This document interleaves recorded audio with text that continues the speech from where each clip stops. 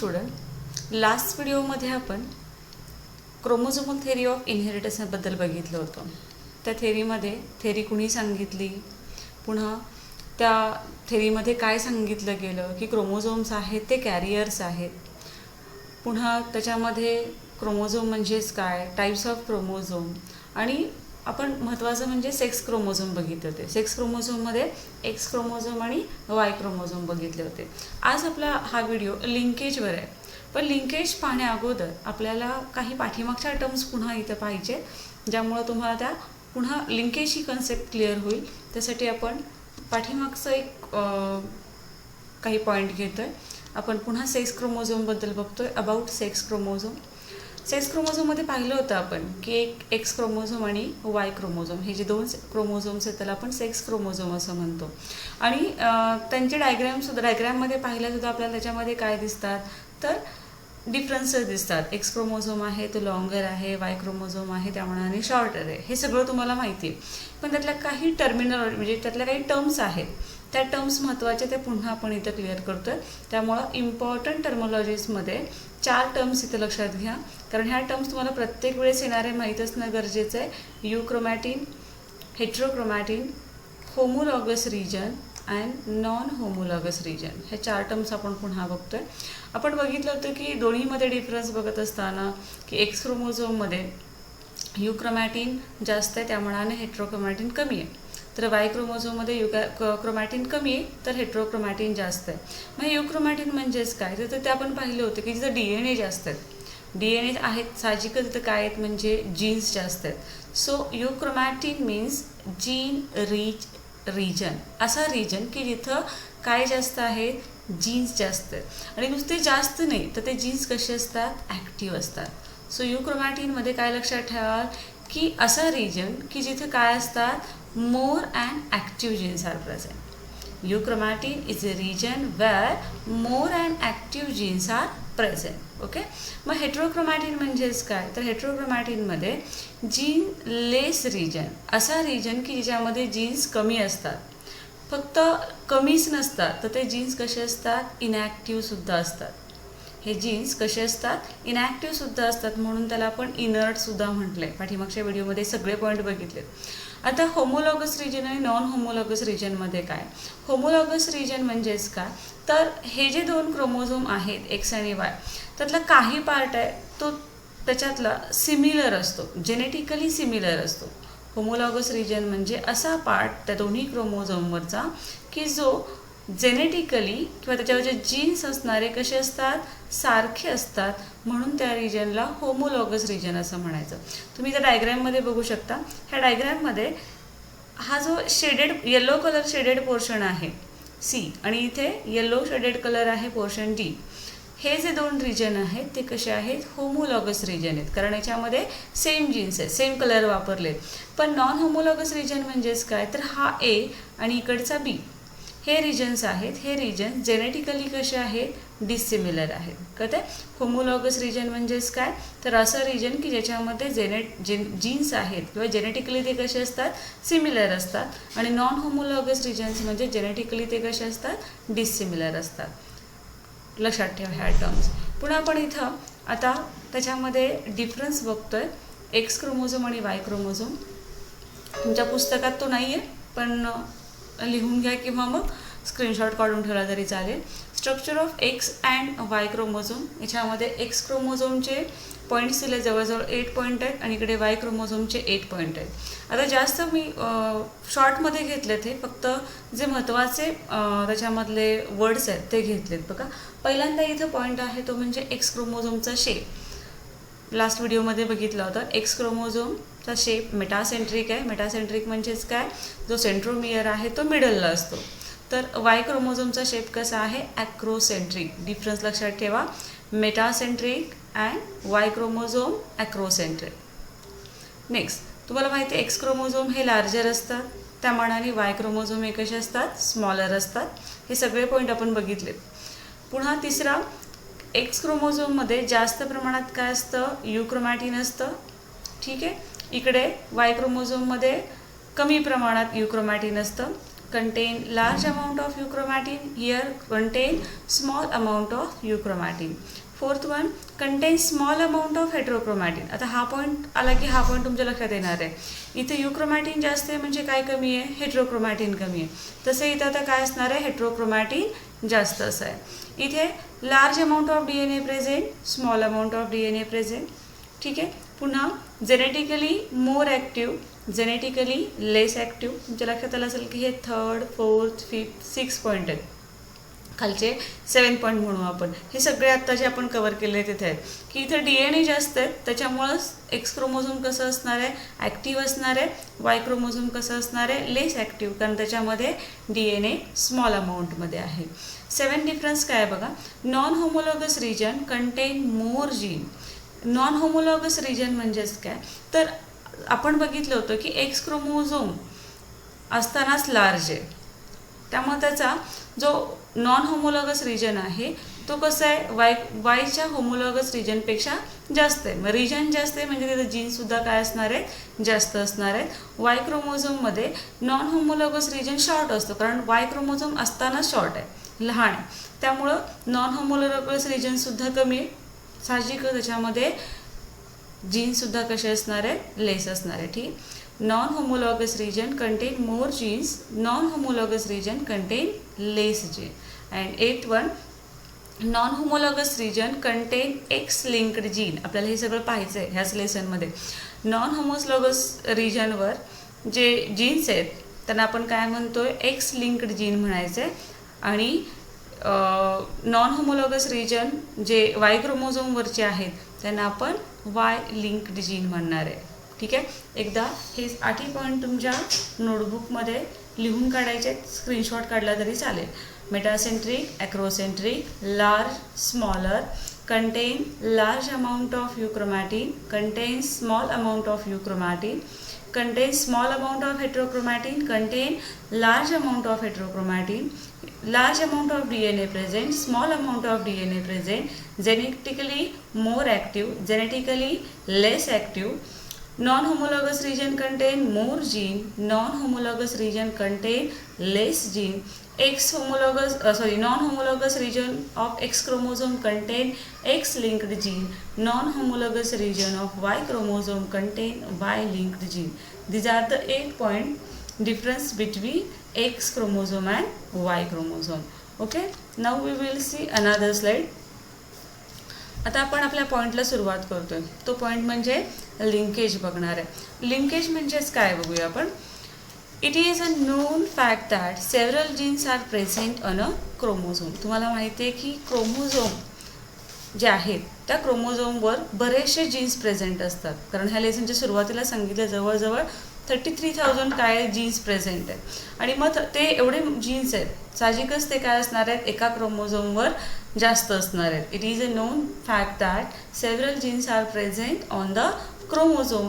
मग हे जे क्रोमोझोम्स आहेत त्यांना आपण काय म्हणलं होतं, they are carriers of heredity. They are carriers of heredity. Heredity transfer करण्याचं ते साधन आहे. ठीक आहे, क्रोमोझोम्स आहे. These genes have tendency to be inherited together. Such genes are called as a linked gene. Definition बघा. What are linked gene? आपल्याला माहिती आहे क्रोमोझोमवरच काय आहे, जीन्स आहे. ठीक आहे. पण इथं आपण काय म्हणतोय की क्रोमोझोम काय करत आहे, तर हेरिडिटी कॅरी करण्याचं काम करते. म्हणजेच त्याच्यामधले जीन्स जे आहेत ते सुद्धा काय होत असतात, कॅरेक्टरिस्टिक्स कॅरी करण्याचं काम करत असतात. पण हे जीन्स जी काही टेंडन्सी कॅरी करतात ती एकत्रितपणे करत असतील, इनहेरिटेड टुगेदर. त्या जीन्सला आपण काय म्हणणार आहे, लिंक्ड जीन असं म्हणणार आहे. एक एक्झाम्पल आपण सांगते मी तुम्हाला. जर तुम्ही इथून बसमध्ये बसलाय आणि तुम्हाला पुण्याला जायचं आहे, तुम्ही पुण्याला पोहोचणार आहे, तुमच्याबरोबर बससुद्धा कुठं पोहोचते, पुण्यामध्ये पोहोचते. म्हणजे बस हे काय झालं तर कॅरियर झालं. जसं इथं क्रोमोझोम हे काय आहेत, कॅरियर आहे. ठीक आहे. म्हणजेच इथं दोन्ही, जसं बस पुण्याला जाते तसं त्याच्याबरोबर तुम्हीसुद्धा पुण्याला जात आहे. त्याप्रमाणे कॅरियर्स आपण काय म्हणतोय, क्रोमोझोमला म्हणतोय. पण हे कॅरियर जनरली कोण आहेत, तर त्याच्यावरचे जीन्स आहेत. मग हे जीन्स जर एकत्रितपणे इनहेरिटेड होत असतील तर त्या जीन्सला आपण काय म्हणणार आहे, लिंक्ड जीन असं म्हणणार आहे. आणि मग त्याची डेफिनेशन लिंकेजची बघा, इथे फक्त लिंक्ड जीनची डेफिनेशन दिली. What is linked gene, what are linked genes? Genes have tendency to be inherited together. Such genes are called as a linked gene. आणि लिंकेज बद्दल प्रश्न विचारला तर लिंकेज म्हणजेच काय बघा, the tendency of 2 or more genes present on same chromosome that are inherited together is known as a linkage. Linkage म्हणजेच काय, एक क्रोमोझोम आहे, सेम क्रोमोझोम म्हणू आपण, त्या सेम क्रोमोझोमवरचे 2 किंवा 2 पेक्षा जास्त बघा, एका क्रोमोझोमवरचे 2 किंवा 2 पेक्षा जास्त जीन्स जर एखादं कॅरेक्टरिस्टिक्स काय करत असतील किंवा ते जे जीन्स आहेत ते काय होत असतील, एकत्रितपणे पुढं ट्रान्सफर होत असतील किंवा त्यांचं इनहेरिटेशन होत असेल तर त्या टेंडन्सीला आपण काय म्हणणार आहे, लिंकेज असं म्हणणार आहे. The tendency of 2 or more genes present on the same chromosome. पण कंडिशन काय आहे, ते जे काही जीन्स आहेत 2 किंवा 2 पेक्षा जास्त ते कुठं असले पाहिजेत, सेम क्रोमोझोमवर असले पाहिजेत आणि ते एकाच वेळेस काय झाले पाहिजेत, एकत्रितपणे ते काय झाले होत असतील, इनहेरिटेड होत असतील तर त्यांच्या टेंडन्सीला काय म्हटलं जातं, लिंकेज असं म्हटलं जातं. ठीक आहे. आता लिंकेज कोणी डिस्कवर केली तर लिंकेज प्लांटमध्ये वेगळ्या सायंटिस्टनी केली आणि ॲनिमलमध्ये वेगळ्या सायंटिस्टनी केली. In plants by Bateson and Punnett. In plant Bateson and Punnett. प्लांटमध्ये कुणी लिंकेज डिस्कवर केले, बेटसन अँड पुनेट. तर ॲनिमलमध्ये कुणी केलेली आहे, मॉर्गन. लक्षात ठेवा नाव, TH मॉर्गन.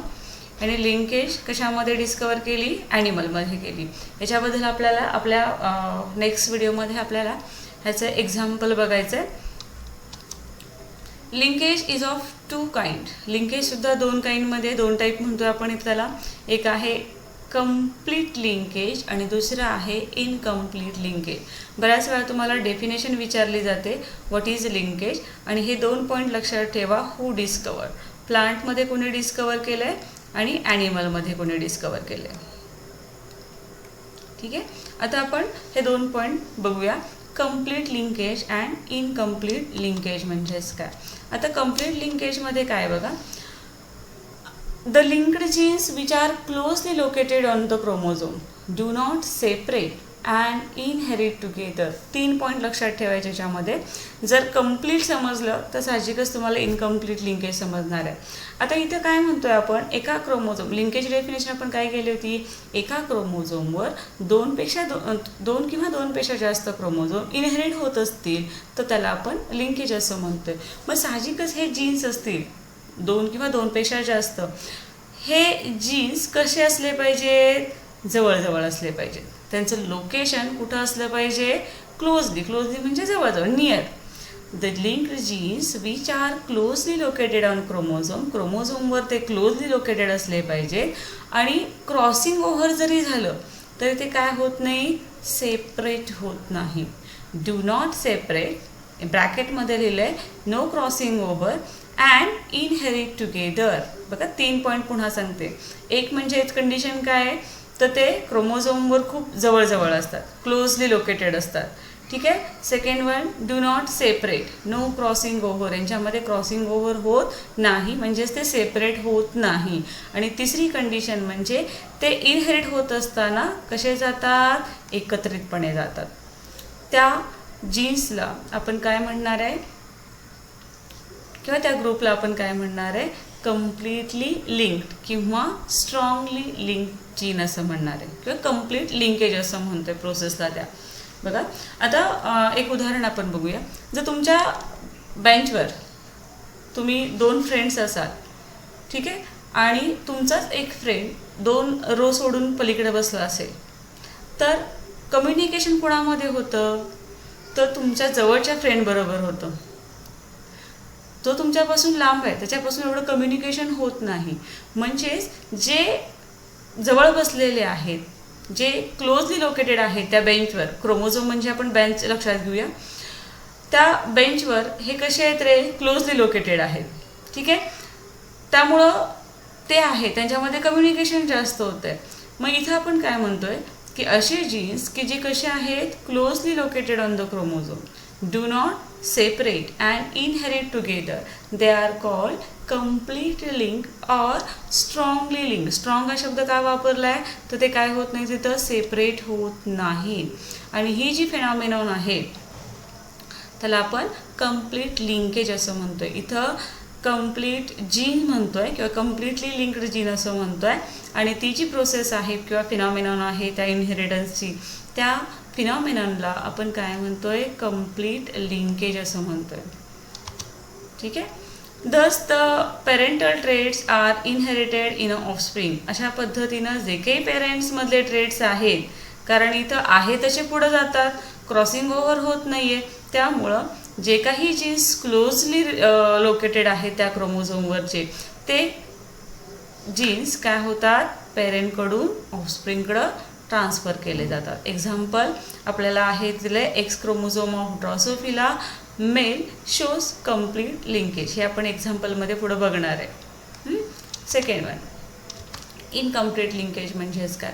आता इनकम्प्लीट लिंकेजमध्ये तुमच्या लक्षात आलं असेल की हे जे जीन्स आहेत ते क्रोमोझोमवर त्याच सेम क्रोमोझोमवर आहेत पण लांब असणार आहेत, एकमेकांपासून कसे असणार आहेत लांब असणार आहेत. त्यामुळं त्यांच्यामध्ये क्रॉसिंग ओव्हर होताना सेपरेशन होण्याचे चान्सेस असतात. मग असे आपण काय म्हटलं की ते सेपरेट होत नाहीत. कंप्लीट लिंकेजमध्ये ते जे जीन्स आहे ते सेपरेट होत नाहीत. पण इथं इनकम्प्लीट लिंकेजमध्ये काय होतं, हे जे जीन्स आहेत ते त्या क्रोमोझोमवरच आहेत, एका क्रोमोझोमवरच आहेत, पण थोडेसे कसे दूर आहेत, डिस्टंट आहेत. डिस्टन्स असल्यामुळं क्रॉसिंग ओव्हर होत असताना काय आहेत, कशाचे चान्सेस आहेत, सेपरेट होण्याचे चान्सेस आहेत. म्हणून त्या जीनला आपण इनकम्प्लिटली लिंक्ड किंवा वीकली लिंक्ड, मग अशी आपण स्ट्रॉंगली लिंक्ड म्हणलं होतं, आता इथे काय म्हणतोय वीकली लिंक्ड म्हणतोय. बघा definition, the linked jeans linked म्हणजेच काय म्हणतोय आपण एका क्रोमोझोमवर असणारे दोन किंवा दोनपेक्षा जास्त. The linked genes which are distantly located, distance म्हणजे थोडेसे दूर अंतरावर असणारे, located on a same chromosome, एकाच क्रोमोझोमवरचे, and have chances of separation by crossing over. इथं कशा चान्सेस असतात, क्रॉसिंग ओव्हर होताना ते काय होतात सेपरेट होऊ शकतात. त्या जीन्सला काय म्हणणार आहे इनकम्प्लिटली लिंक्ड किंवा वीकली लिंक्ड जीन म्हणतोय. डेफिनेशन पुन्हा एकदा बघा, the linked genes which are distantly located on the same chromosome and have chances of separation by crossing over are known as a incompletely linked gene.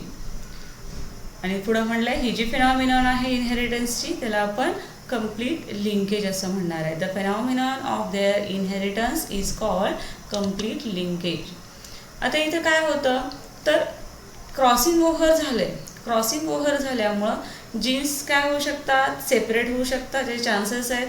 साहजिकच इथं काय होतात नवीन traits तयार होतात, ऑफस्प्रिंगमध्ये नवीन ट्रेट्स होतात. मग असे आपण बघितलं कंप्लीट लिंकेजमध्ये आहेत तसे ट्रेट्स पेरेंटकडून पुढे जातात, ऑफस्प्रिंगकडे जातात. पण इनकम्प्लीट लिंकेजमध्ये काय होतं तर नवीन ट्रेट्स तयार होतात. कुणामध्ये तर त्या ऑफस्प्रिंगमध्ये. एक्झाम्पल आहे झीमेजचं, colour and shape of grain shows incomplete linkage. आपण झीमेजचं उदाहरण जर बघितलं तर त्याचे जे काही ग्रेन्स आहेत दाणे आहेत त्याचे ते त्याचा कलर आणि शेप याच्यामध्ये आपल्याला काय दिसतं इनकम्प्लीट लिंकेज दिसतं. हे एक्झाम्पल आपल्याला पाहिजे आहेत पुढं. आता याच्यानंतर पुढचा पॉईंट आपण बघणार आहे तर म्हणजे आपल्याला लक्षात काय ठेवायचं आहे, दोन्हींमध्ये लक्षात काय ठेवायचं आहे कंप्लीट लिंकेज आणि इनकम्प्लीट लिंकेज. याचाही तुम्ही स्क्रीनशॉट काढून घ्या आणि नंतर नोटबुकमध्ये लिहा. पॉईंट फर्स्ट काय बघा, आत्ता आपण पाहिलं की याच्यावरचे जीन्स आहेत त्या कसे असतात क्लोजली लोकेटेड असतात. लिंक्ड जीन्स क्लोजली लोकेटेड, इथे लिंक्ड जीन्स वाईडली लोकेटेड. इथं क्लोजली जवळजवळ आहेत, इथं पसरलेले आहेत. ठीक आहे. Second, genes don't separate, genes separate होत नाही. इथं काय होतात जीन्स सेपरेट होतात किंवा क्रॉसिंग ओव्हर होताना. पुढं जीन्स इनहेरिटेड टुगेदर, आहे ते जीन्स हे लिंक्ड जीन्स एकत्रितपणे काय होतात इनहेरिटेड होतात, तर इथं एकत्रितपणे इनहेरिटेड होत नाही. त्यामुळे आपण ह्या जीन्सला काय म्हणतोय कंप्लिटली लिंक्ड जीन असं म्हणतोय. तर इकडे आपण ह्या जीन्सला काय म्हणतोय, जीन्स कॉल्ड इनकम्प्लिटली लिंक्ड जीन असं म्हणतोय. त्याची जी फिनॉमिनॉन आहे त्या फिनॉमिनॉनला काय म्हणतोय, कंप्लीट लिंकेज असं म्हणतोय. आणि इकडे ह्या फिनॉमिनॉनला आपण इनकम्प्लीट लिंकेज असं म्हणतोय. एक्झाम्पल याचं X chromosome of Drosophila male, आणि इथं ड्रॉसोफिलाचं उदाहरण घेतलंय आणि इथं झीमेचं घेतलंय colour and shape of green. हे पॉईंट लक्षात ठेवा. याच्यानंतर पुढचा आपण पॉईंट बघतोय लिंकेज ग्रुप. आता लिंकेज झालं, याच्या लिंकेज जीन्स झालं. आता लिंकेज ग्रुप म्हणजेच काय बघा, याच्यावर बऱ्याच वेळा क्वेश्चनही विचारला जातो. इथं जे जीन्स आहेत ते जीन्स आपण काय म्हणतोय, एका क्रोमोझोमवर आहे. ठीक आहे, त्या जीन्सला आपण लिंक्ड जीन म्हणतोय. आता ग्रुप कसा म्हटला जातो बघा, ऑल द लिंक्ड जीन, जेवढे काही लिंक्ड जीन्स आहेत in a particular chromosome constitute a linkage group. जे काही लिंक्ड जीन्स आहेत त्या क्रोमोझोमवरची, त्यांच्या ग्रुपला आपण काय म्हणणार आहे, लिंकेज ग्रुप. त्या टोटल जीन्सला, जे लिंक्ड जीन्स आहेत त्या क्रोमोझोमवरचे, त्या सगळ्यांना एकत्रितपणे आपण काय म्हणणार आहे, लिंकेज ग्रुप असं म्हणणार आहे. आणि हा लिंकेज ग्रुप कसा दाखवला जातो, याच्यावर 1-2 मार्काला किंवा MCQ याच्यावर पडला जातो. The number of linkage group of a particular species correspond to, एखाद्या पर्टिक्युलर स्पेसिसचा म्हणते, त्या स्पेसिसचा जर तुम्हाला लिंकेज ग्रुप विचारला असेल, नंबर ऑफ लिंकेज ग्रुप, तो कसा काढायचा, तर एक म्हणजे it haploid number of chromosome. इथे लक्ष द्या, मी पुन्हा फॉर्म्युल्याचं सांगणार आहे. Haploid number of chromosome. आता ह्युमन बिईंगचं उदाहरण घ्या. डिप्लॉइडमध्ये असताना किती असणार आहे, 46 क्रोमोझोम. हॅप्लॉइड झाले किती झाले, 23. म्हणजेच number of linkage group in human किती असणार आहे, 23 असणार आहे. हा फॉर्म्युला आहे. नंबर ऑफ लिंकेज ग्रुप काढायचं असेल तर आपण काय करतोय, तर त्या स्पेसिसमध्ये असणाऱ्या क्रोमोझोमचा हॅप्लॉइड नंबर घेतोय. आता पुढे काय म्हणले बघा, Drosophila melanogaster has 4 linkage group. एक उदाहरण तुम्हाला ड्रॉसोफिलाचं दिलं आहे. आपण हे पाठीमागं मल्टिपल अलेल्समध्ये पण हे उदाहरण बघितलं होतं, स्पेसिस बघितला होता. हा ड्रॉसोफिला मेलॅनोगास्टर आहे. ह्याचा लिंकेज ग्रुप किती दिलाय रे, किती लिंकेज ग्रुप दिलाय, 4 दिलाय. किती लिंकेज ग्रुप दिलाय, 4 दिलाय. म्हणजेच याचा लिंकेज ग्रुप 4 आहे. म्हणजे त्याच्यामध्ये क्रोमोझोम किती असणार आहे, 8 असणार आहेत. क्रोमोझोम किती असणार आहे, 8 क्रोमोझोम. म्हणजेच त्याचे पेअर्स किती असणार आहेत, 4 पेअर्स असणार आहेत. 8 क्रोमोझोम आहे, त्याच्या जोड्या असणार आहेत, बरोबर आहेत. 8 म्हणजेच टोटल 8 क्रोमोझोम, म्हणजे त्याच्या जोड्या किती होणार आहेत, 4 पेअर्स होणार आहेत. म्हणजे इथं तुम्हाला लिंकेज ग्रुपचा फॉर्म्युला तुम्ही 2 पॉईंटमध्ये लक्षात ठेवू शकता. एक तर हॅप्लॉइड नंबर ऑफ क्रोमोझोम किंवा त्या क्रोमोझोमचे किती पेअर्स आहेत. मग अशा आपण ह्युमन बिईंगचं उदाहरण बघितलं. हॅप्लॉइड नंबर किती झाले, 23, बरोबर आहे. आणि जोड्या किती आहेत त्याच्या, आपल्या 23च आहेत. काही आन्सर काढलं तरी 23च येणार आहे. म्हणजे लिंकेज ग्रुप जर विचारला तुम्हाला एखाद्या स्पेसिसचा, तर तुम्ही काय सांगायचं आहे, haploid number of chromosome or pairs of chromosome in that species आहे. बघा पुढे एक एक्झाम्पल आपण बघतो. याच्यामध्ये अजून एक गार्डन पीचं उदाहरण दिलं आहे. गार्डन पी आपण सुरुवातीलाच लेसनच्या पाहिलं होतं. मेंडलनी जे काही प्लांट घेतलं होतं ते पी प्लांट होतं. मग याच्यामध्ये किती लिंकेज ग्रुप आहेत, तर 7 लिंकेज ग्रुप आहेत. किती ग्रुप आहेत, 7 लिंकेज ग्रुप आहेत. म्हणजे त्याच्यामध्ये किती पेअर्स आहेत, 7 पेअर्स आहेत. 7 पेअर्स म्हणते, पण टोटल क्रोमोझोम किती असणार आहेत, मग 7 × 2 14 असणार आहेत. पण पेअर्स मात्र किती आहेत, 7 पेअर्स आहेत. ठीक आहे, 7 लिंकेज ग्रुप म्हणजे त्याच्यामध्ये 7 पेअर्स ऑफ क्रोमोझोम. आता एक पुढचा पॉईंट आपण इथे बघू शकतो. Number of linkage group. Number of linkage group is equal to haploid number of chromosome or number of pairs of chromosome. इथं मग काय सांगितल्याप्रमाणे हा फॉर्म्युला झाला. Number of linkage group is equal to haploid number of chromosome or number of pairs of chromosome. ठीक आहे. आता इथे काही एक्झाम्पल दिले त्यांनी. बघा पहिले एक्झाम्पल तुम्हाला इथे काय विचारलं आहे, guess the number of linkage groups of the following question. खाली काही क्वेश्चन्स दिले, त्याचे तुम्हाला लिंकेज ग्रुप सांगायचं आहे. पहिलं, a lion has 54 chromosome in he sperm. लायनच्या स्पर्ममध्ये किती आहेत? 54 क्रोमोझोम्स आहेत. तर त्याचा लिंकेज ग्रुप काय असणार आहे? आता हा स्पर्म ऑलरेडी हॅप्लॉइड असतो. ऑलरेडी काय आहे तो? हॅप्लॉइड आहे. त्यामुळं लिंकेज ग्रुप सुद्धा काय असणार आहे? 54 असणार आहे.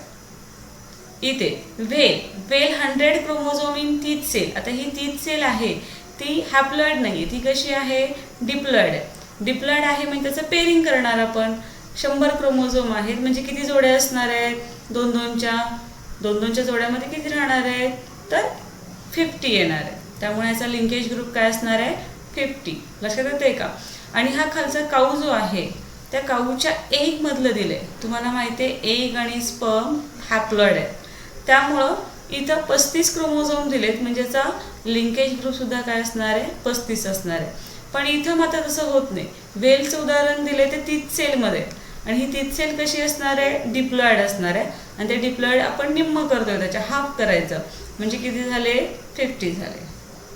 ठीक आहे. म्हणजे लिंकेज ग्रुप फर्स्टमध्ये 54, सेकंडमध्ये 50 आणि थर्डमध्ये 35 आहेत. याच्यानंतर पुढचा पॉईंट जो आहे तो म्हणजे सेक्स लिंकेज.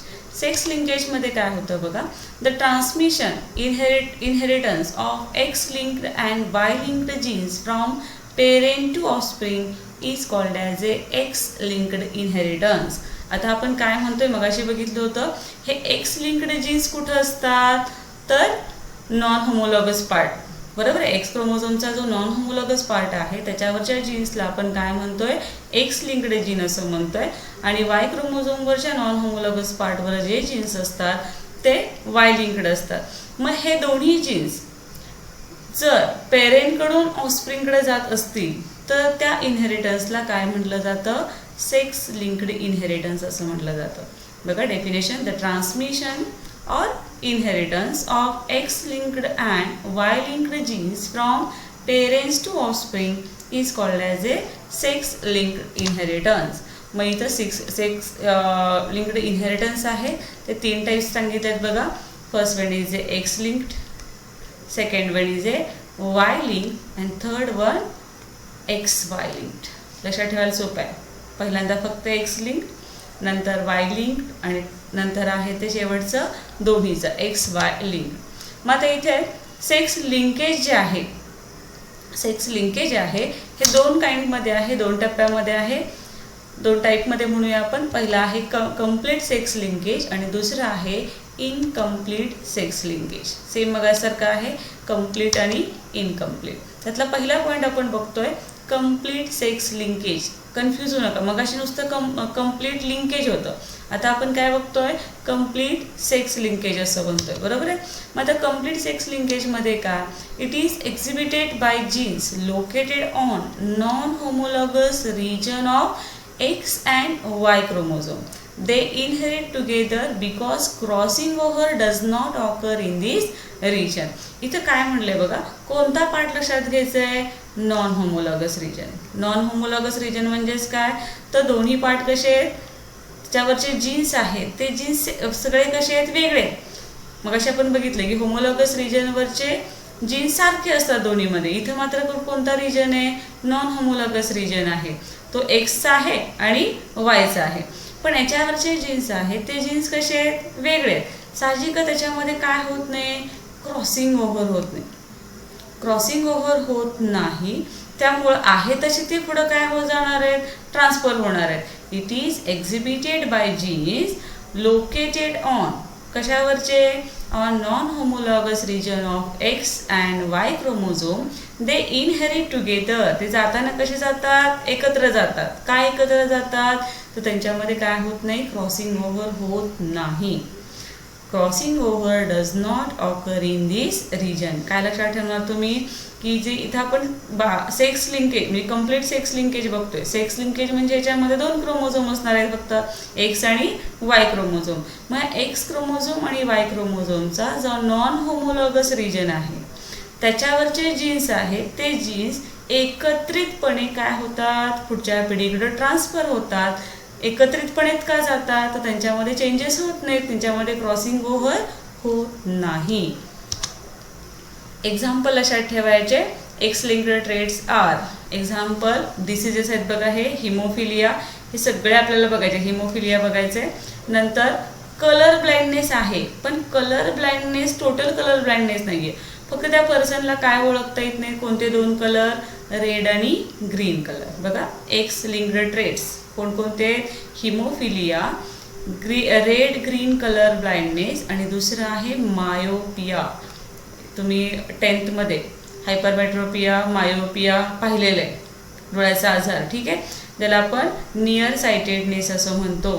काय आहे ते वाचा. नियर सायटेडनेसचा अर्थ काय होतो तर तुम्हाला माहिती आहे, हा एक आय डिसीज आहे. हे झाले X linked trait. Y linked ट्रेट्समध्ये काय आहे बघा, हायपरट्रायकोसिस आणि इस्थोसिस हे त्याचे एक्झाम्पल. हायपरट्रायकोसिस म्हणजेच काय तर बॉडीवर काय होणं, हेअर्स येणं, म्हणजे एक्सेस हेअर बॉडीवर येतात. नंतर याच्यानंतर आपण काय बघतोय, इनकम्प्लीट सेक्स लिंकेज बघतोय. मग अशी कंप्लीट होते, याचा अर्थ हे जे काही जीन्स आहेत एक्स लिंक्ड आणि वाय लिंक्ड, ते काय होतात, एकत्रितपणे इनहेरिट होतात. त्याला आपण कंप्लीट सेक्स लिंकेज म्हणतोय.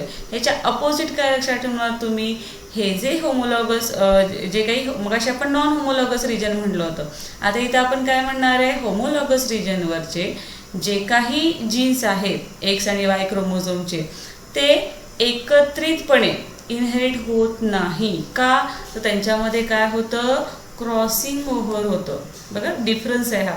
It is exhibited by genes located on homologous region. मगाचा रिजन कसा होता, non homologous region of X and Y chromosome. इथं काय म्हणतोय आपण, homologous region of X and Y chromosome. They do not inherit. मग अशी म्हणलं होतं ते काय होतात, एकत्रितपणे इनहेरिट होतात. इथं दोन्ही इनहेरिट एकत्रितपणे होत नाही, because crossing over occur in this region. कारण इथं ह्या दोन्ही रिजनमध्ये क्रॉसिंग ओव्हर का होत आहे, तर दोन्ही रिजन्स कसे आहेत, होमोलॉगस, म्हणजे जीन सेम आहे, त्याच्यावर असणारे जीन सेम आहे, त्यामुळे याच्यामध्ये क्रॉसिंग ओव्हर होतं. साहजिकच ते आहेत तसे त्या पिढीकडं ट्रान्सफर होत नाहीत.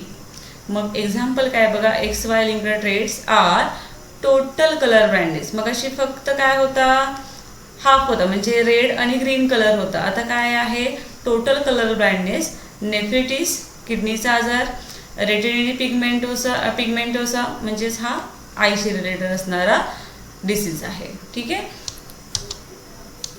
याच्यानंतर आपण नेक्स्ट व्हिडिओचं बघणार.